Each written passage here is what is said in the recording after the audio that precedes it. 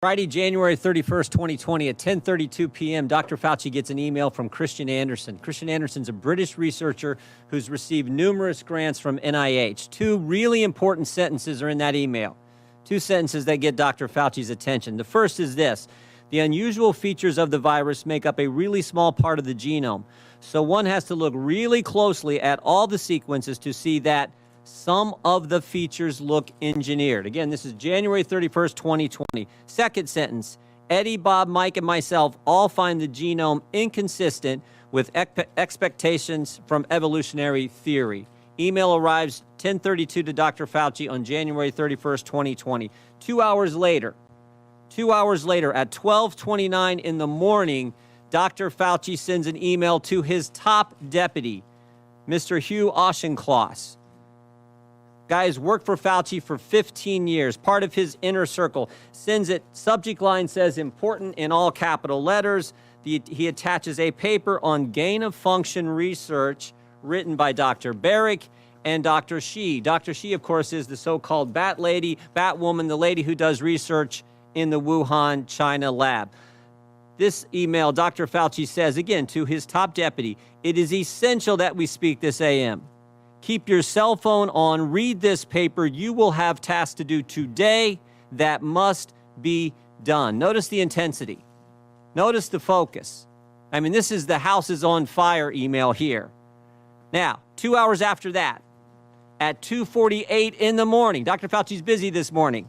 12:29, that email he sent to Dr. Auchincloss, his top deputy. 2 hours later at 2:48 in the morning, he sends another email, this one to Robert Kadlec, Assistant HHS Secretary, Trump appointee, not part of his inner circle, and he attaches a different article to this email, one that says the virus came from an animal, that downplays any lab leak theory. Now, again, notice the tone of this one. Bob, this just came out today. Gives a balanced view. Best, Tony. I mean, totally different from the previous. This is one like, oh, if you get a chance, read this, gives a balanced view. So the tone is different, but also that sentence, gives a balanced view, it's not true either. That's just not accurate. This article downplays, as I said, the lab leak theory, emphasizes evolutionary cause to the virus. What happens next? What happens next? Later that same morning at 11:47 a.m., Dr. Fauci's deputy gets back to him. I just want to read you this whole email. The paper you sent me, the one he sent him on that was written by the virologist from Wuhan, China, and Dr. Barrick, the paper you sent me says the experiments were performed before the gain-of-function pause, but have since been reviewed and approved by NIH. Not sure what that means, since Emily, someone else who works for Dr. Fauci, is sure that no coronavirus work has gone through the P3 framework, which, of course, is the oversight body that's supposed to approve any grant dollars going for gain-of-function research. No coronavirus work has gone through the P3 framework. Final sentence, she will try to determine if we have any distant ties to this work abroad. She will try to determine if our fingerprints are on any of this. All these emails happen in 13 hours. So 13 hours after Dr. Fauci gets the initial email from Christian Anderson saying, looks like this virus is engineered, not consistent with evolutionary theory, Dr. Fauci knows some important facts. First, Dr. Fauci knows there's a lethal virus on the loose that started in Wuhan, China. Second, he knows the American taxpayers have funded gain-of-function research in Wuhan, China. Third, he knows that the research grant didn't go through the required oversight board. Fourth, he knows the virus, quote, looks engineered and, quote, not consistent with evolutionary theory. And finally, fifth, Dr. Fauci knows he may have ties to this work in China. His fingerprints, in fact, may be on this.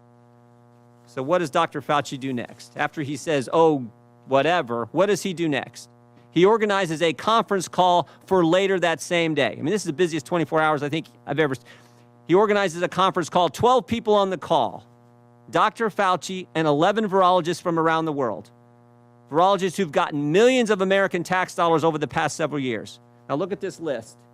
Here's the list of people. There's only 2 Americans on the list, Tony Fauci and one other. Most of them are from around the world, as I said. I think the first thing you notice is who's not on the call. Who's not on the list? Is Dr. Kadlec on the list? The guy he sent the email to at 3 in the morning? Is Dr. Redfield the head of CDC? Dr. Girard, who's with us today, Assistant Secretary at HHS at the time. Dr. Birx, the lady who's soon to be COVID response coordinator. In fact, there's no one from the government on the call except Tony Fauci. Tony Fauci and 11 other individuals who got a bunch of American tax dollars over the years. What happened on the conference call? The short answer is we don't know. We don't know what they talked about. I mean, I think we got a good idea. We don't know for sure, but we do know what happened 4 days later. 4 days later, February 4th, 2020, Christian Anderson, the guy who started it all, who said the virus looks engineered, Christian Anderson said this 4 days later. The crackpot theories going around at the moment relate to this virus being somehow engineered. That is demonstrably false, close quote. What? In 4 days, this guy went from this looks engineered to now that's demonstrably false. 4 days, he went from this isn't consistent with evolutionary theory. Now we know it's totally evolutionary. But it gets even better.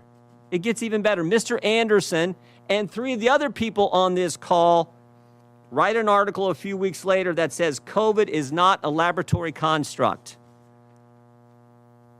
And while they're writing that article, there's an email from March 6 where Mr. Anderson offers to let Dr. Fauci edit the article before it's published. And here's the kicker. Here's the kicker. When the article is published, Dr. Fauci cites it at a White House press conference when he is asked by a reporter about the origin of the virus.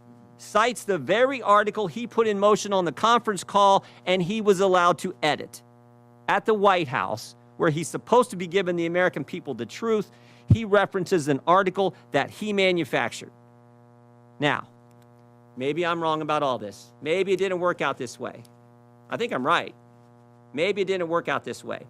But it would have been nice, Mr. Chairman, if Dr. Fauci would come today and answer our questions. He could have come here and defended himself, but he didn't have the courage to do it. And you know who else wouldn't come? Remember that email about the P3 framework? We invited Dr. Hassel to come too. He's the individual who chairs that oversight board. We invited him to come today too, and he wouldn't come.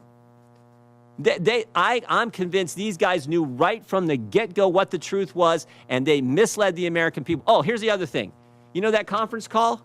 That conference call? We got the emails regarding the conference call from February 2nd. All these guys were emailing back and forth. They were on that conference call. Here's what we got on the FOIA request. Here's all their emails. Every single thing is redacted.